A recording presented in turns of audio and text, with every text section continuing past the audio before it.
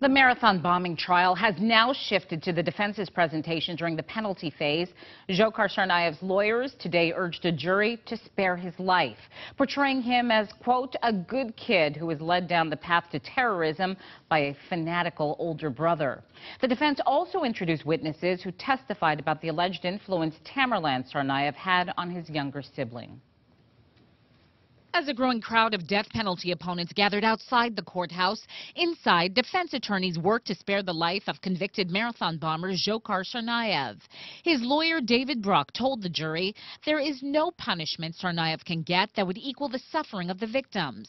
Bruck told the jury that life in prison with no possibility of release means his legal case would be over for good and no martyrdom, just years and years of punishment, all the while society is protected.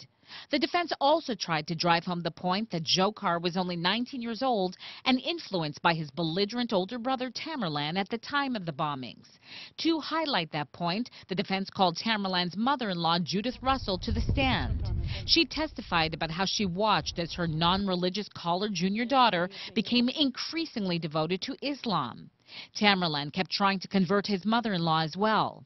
She told the court he always wanted to talk about how Islam was good, and then over time it just seemed like more of an obsession.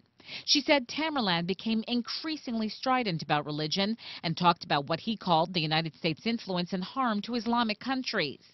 Last week, the prosecution made its case in the penalty phase, calling victims and family members to the stand to recall the attack in horrific detail. They painted Tsarnaev as an unrepentant killer, showing the jury a photo of him giving the finger to a security camera in his jail cell. Defense attorney Bruck downplayed the gesture, saying Tsarnaev was acting like an immature 19-year-old. And the defense is expected to call more witnesses tomorrow as the penalty phase of the Tsarnaev trial continues.